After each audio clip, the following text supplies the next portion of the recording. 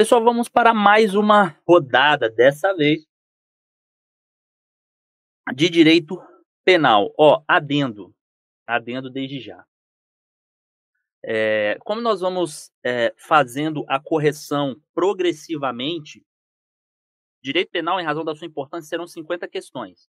A princípio, nós vamos corrigir 20 nesse bloco, depois nós vamos fazendo mais um pouquinho de processo penal, depois, enfim, especificamente também voltadas para a polícia penal. Olhando aqui nos meus manuais, nos meus cronogramas, na minha lista de conteúdo, vou abrir aqui para vocês rapidinho. Vou falar a ordem que a gente vai fazer. A gente vai fazer direito penal, processo penal, direitos humanos, atualidades e ética no serviço público. Direito penal e processo penal provavelmente serão 50 questões, direitos humanos 50 questões, atualidades 30 e ética 30. Então fica tranquilo que a apostila, você vai falar assim, pô, tem 50 questões, mas o professor corrigiu só 20, é porque eu vou corrigir o restante ainda, tá? Se tiver, topei um erro no gabarito, fica tranquilo que eu tô corrigindo aos poucos. Se acontecer alguma coisa, eu vou ver e vou falar em aula, tá? Não precisa ficar desesperado, professor, gabarito, fica tranquilo, não precisa apurrinhar o professor Mineirinho não, que senão ele me apurrinha daqui. Ele apurrinha também. Mas vai dar certo, tá? Fica tranquilo, porque às vezes a gente faz as questões e a gente vai corrigindo junto mesmo. É claro que a gente tenta dar um pouco mais de dinamismo, né? Mas às vezes, você vê que até a gente fica às vezes em dúvida em alguma coisa, pesquisa ali no Código Penal, tal coisa, mas fiquem tranquilos e tranquilas que vai dar tudo certo. Então, de antemão, vamos lá, direito penal, né?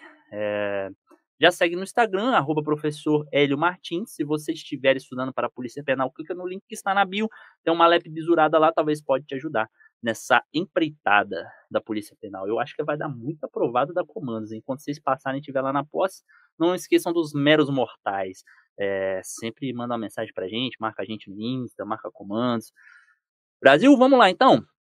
Aqui no Código Penal eu vou explorar o que há de mais importante no edital de vocês. Gente, são 50 questões de direito penal, não dá para explorar tudo, tá? Mas dá pra gente explorar muita coisa. Então, como eu disse, encontrou um gabarito que ficou na dúvida e tal, relaxa, espera a aula ir para a plataforma. E se tiver alguma intercorrência, eu vou falar durante a aula, porque eu estou corrigindo com vocês. Show? Pode ficar tranquilo. Se preocupem em fazer questões. De acordo com o Código Penal, no que concerne a aplicação da lei penal no tempo, assinale a alternativa correta. Beleza.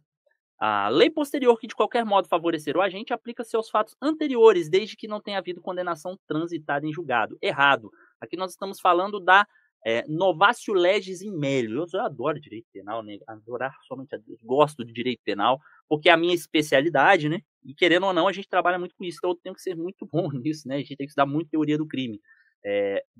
Aqui nós não vamos verticalizar demais, porque precisa de dinamismo, são 50 questões de penal, processo penal de direitos humanos e tal, mas alguns termos eu vou falando com vocês para a gente poder revisar. A lei posterior de que qualquer modo favorece o agente aplica-se aos fatos a ele praticados, ainda que tenha havido decisão transitada em julgado, porque a lei que favoreceu o agente, ela se aplica mesmo em sede de execução penal, o cara está condenado, cumprindo pena, vai aplicar, não tem problema. É a retroatividade da lei penal mais benéfica, um direito fundamental do acusado. Então, errada. B. Considera-se praticado o crime no momento do resultado, ainda que outro seja o momento da ação ou omissão. Inverteu, né? Considera-se praticado o crime no momento da ação ou omissão, ainda que outro seja o momento do resultado. Teoria da atividade. Lembram do Luta? Lugar do crime, ubiquidade, tempo do crime e atividade. Beleza? A lei excepcional ou temporária aplica-se ao fato praticado durante a sua vigência, mesmo que decorrido o período de sua duração ou cessadas as circunstâncias que a determinaram. Perfeito, é o que está escrito no Código Penal. A lei excepcional é aquela que se aplica em determinadas circunstâncias excepcionais, como calamidade pública, etc. e tal. E temporária, ela se aplica durante um tempo. Mas mesmo que ela é dotada de duas características. Autorrevogabilidade e ultratividade. Por quê? Mesmo que revogada, o fato que foi praticado durante a vigência daquela lei continua sendo punido por ela. Essas são as características essenciais da lei excepcional temporária que vocês já estudaram em direito penal. Não se aplica a lei brasileira aos crimes praticados a bordo de aeronaves e embarcações estrangeiras de propriedade privada, mesmo que se ache em porto ou mar territorial. Errado, tá, pessoal? Se a embarcação ou a aeronave estrangeira estiver em águas internacionais, que não seja no espaço aéreo brasileiro ou em águas internacionais, que não é o mar territorial, E aí a aeronave estrangeira privada ou estrangeira pública aplica a lei deles. Mas, sendo em águas nacionais ou nosso espaço aéreo nacional, ainda que ela se ela for de propriedade privada estrangeira, aplica a nossa lei penal, beleza? Isso aqui está no Código Penal lá, sobre a aplicação da lei. Tranquilinho, né? Estamos só começando. 2. Beleza. 2.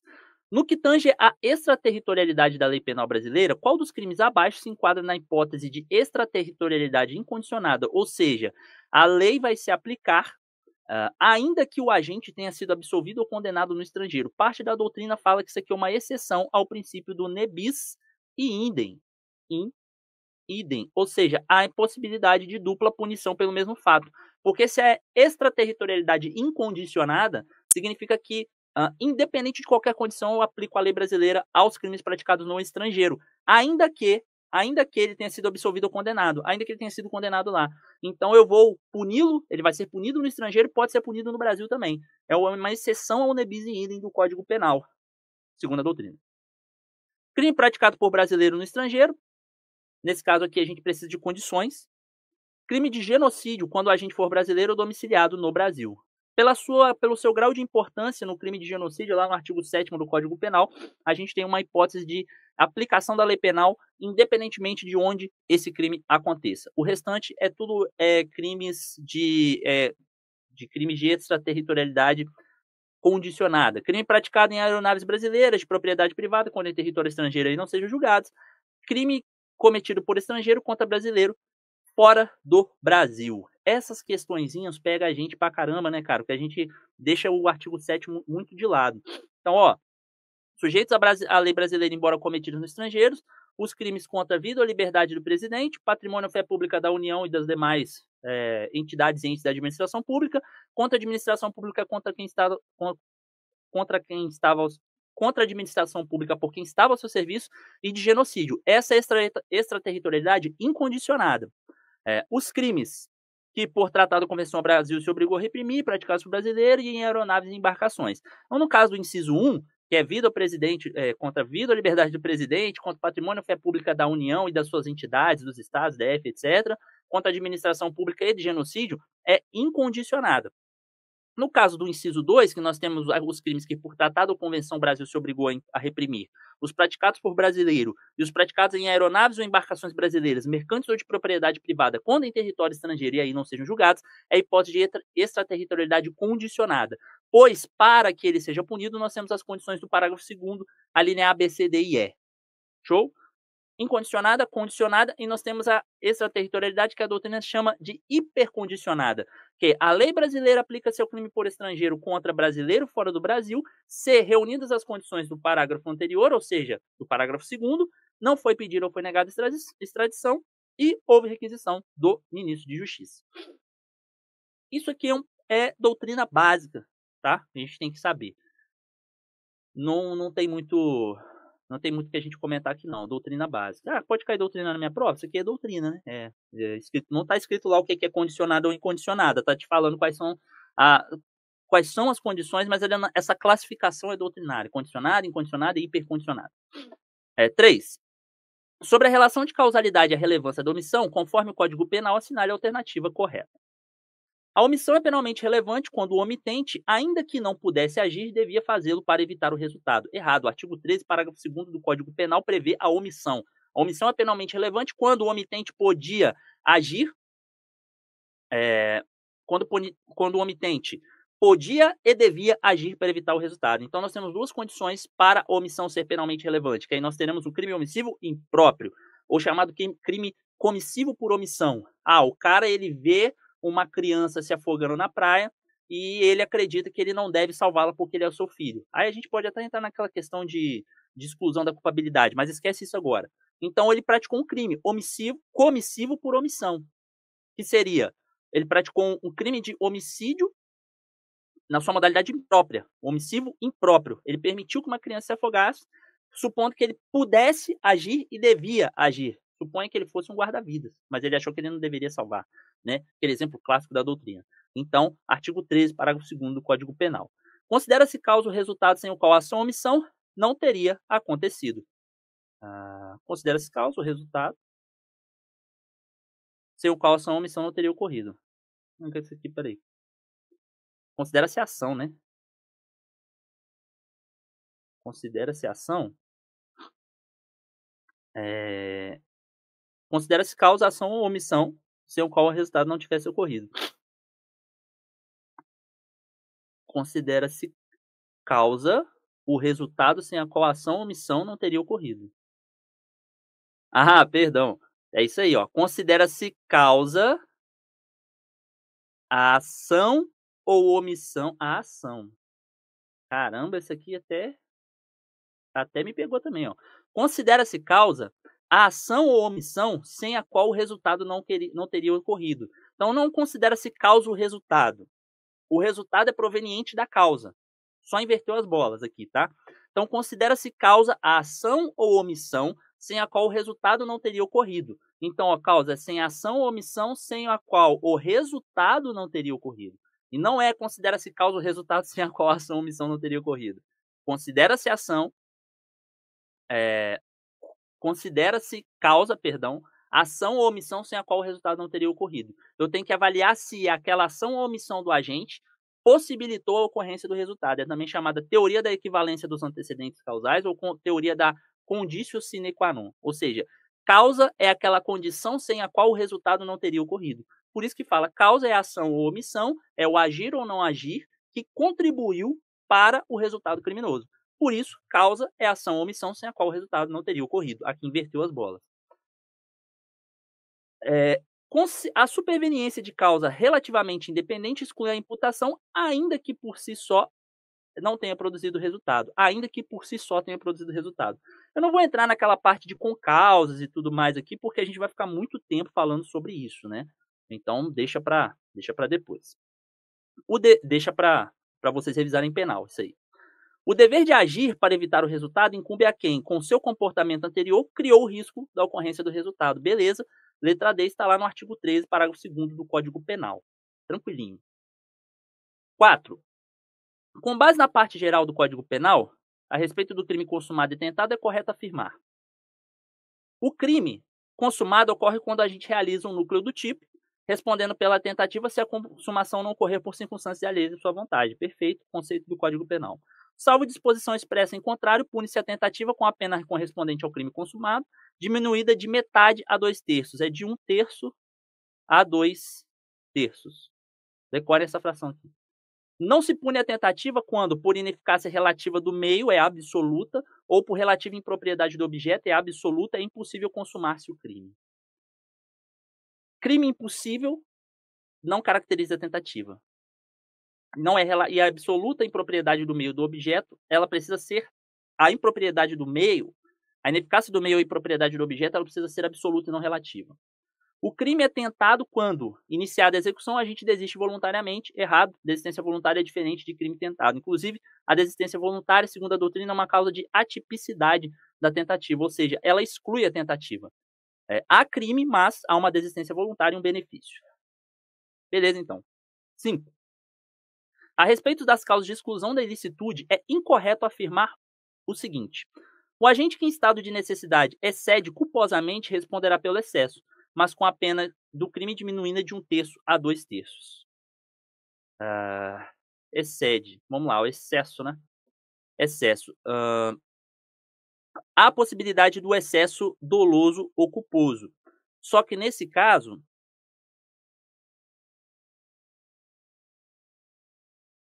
o agente que em estado de necessidade excede culposamente responderá pelo excesso. Bom, até aqui beleza, porque o excesso punível está lá no artigo 23, parágrafo único. O agente, em qualquer hipótese deste artigo, responderá pelo excesso doloso culposo.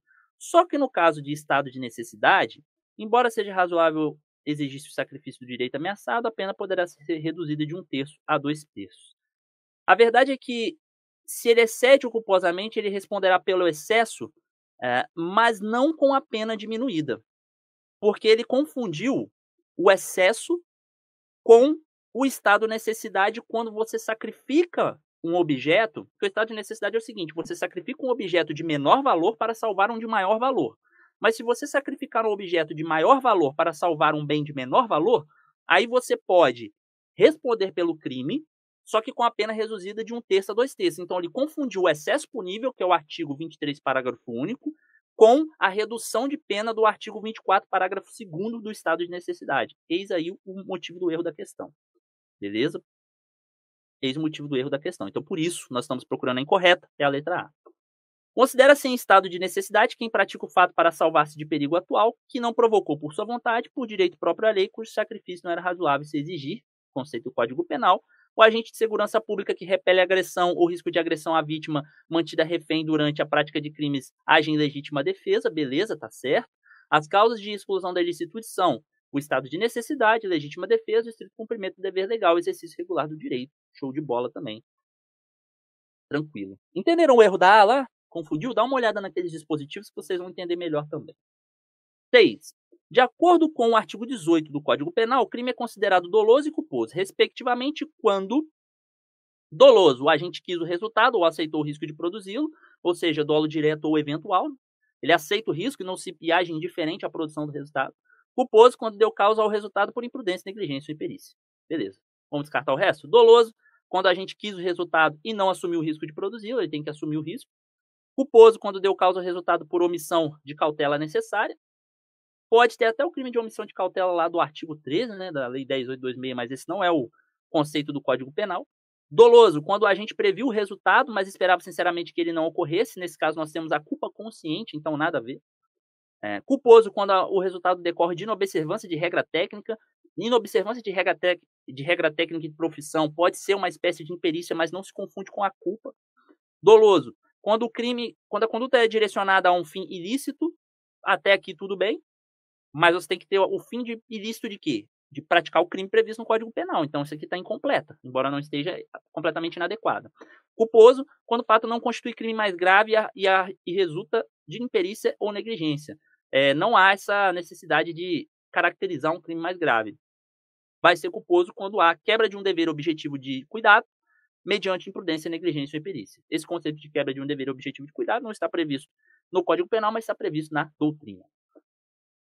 Um agente que, por erro plenamente justificado pela circunstância, supõe situação de fato que, se existisse, tornaria a ação legítima, está diante de qual instituto e qual a consequência legal? Tranquilo, né, pessoal? Isso aqui, ó, erro de proibição, inevitável, isentando o agente de pena. Esse aqui não está errado, porque, ó, peraí. Plenamente justificado, supõe situação de fato que, se existisse, tornaria a sua ação legítima. Ele está diante de qual instituto e qual a consequência jurídica? Instituto e consequência jurídica, beleza. Erro de proibição, o indivíduo ele age sobre uma falsa percepção da realidade. O que está acontecendo, na verdade, na cabeça dele, não está acontecendo na realidade. Não está acontecendo na cabeça dele, não está acontecendo na realidade. Ele age sobre erro de proibição. Não vou aprofundar no erro de proibição, porque ele tem várias nuances e para a prova eu acho que não precisa. Mas um exemplo clássico seria, por exemplo, aquele cara que ele acredita que ele está agindo em legítima defesa porque ele pode matar o estuprador da filha dele. Ele acha que ele está agindo em legítima defesa. Esse é o exemplo clássico de erro de proibição. Ele acha que na cabeça dele está agindo em legítima defesa, quando na verdade ele não está. Mas isso aqui não é a nossa resposta, beleza? Erro sobre o elemento do tipo, excluindo o dolo, mas permitindo a punição por crime culposo, errado. No erro sobre o elemento do tipo, sobre os elementos constitutivos do tipo, é o erro de tipo. Não há uma falsa percepção da realidade, nesse caso aqui. Discriminante putativa, sendo isento de pena, erro de tipo inevitável. Beleza. O erro de proibição pode ser considerado uma discriminante putativa. Mas o termo mais correto aqui é discriminante putativa mesmo, sendo isento de pena. Erro de tipo inevitável. Inevitável porque, se inevitável, ele exclui a culpabilidade. Se evitável, ele pode ter uma redução de pena. E o erro determinado por terceiro não isenta o agente de pena. O cara é levado a erro, mas ele não é isento de pena. Aqui, eu poderia considerar tanto a A quanto a C uma possível alternativa correta. Mas pela nomenclatura, a C está mais correta, chamada discriminante putativa. Que é isso? Eu acho que eu estou amparado sobre uma excludente de ilicitude quando eu não estou. Eu vejo, estou num beco escuro, me deparo com o meu desafeto, ele está tirando no bolso um maço de cigarro, eu acho que ele está tirando uma faca, eu vou lá e dou um tiro nele. ajo sobre legítima defesa putativa, discriminante putativa. E aí o Código Penal vai falar: eu agi por erro plenamente justificado pela situação de fato, que eu estava no beco escuro, eu vi que o cara era meu inimigo, achei que ele ia me matar, e se fosse verdade, a minha ação seria legítima, porque eu estaria agindo sob legítima defesa. E aí qual a consequência? Nesse caso, vai ter uma isenção de pena, eu vou excluir a culpabilidade. Só que se o erro deriva de culpa e o fato é punível como crime culposo, não haverá isenção de pena. É a chamada discriminante putativa. E o fato de estar escrito discriminante putativa é o que torna a assertiva correta, porque o Código Penal está escrito, no Código Penal está escrito isso, discriminante putativa, que é o artigo 20, parágrafo 1º do Código Penal. Nós temos outras classificações que incluem o erro de proibição dentro desse cenário, mas a gente não vai entrar nesse caso agora, nesse cenário aqui agora, para a gente não confundir a cabeça de vocês e porque eu acredito também que seria um pouco verticalizado demais para a prova. Então a gente para por aqui. Bom, depois a gente vai então, deixa eu ver, acho que a 1 a 7 a gente corrigiu, o próximo bloco a gente corrige o restante e tudo certo. Valeu, tamo junto, até o próximo bloco.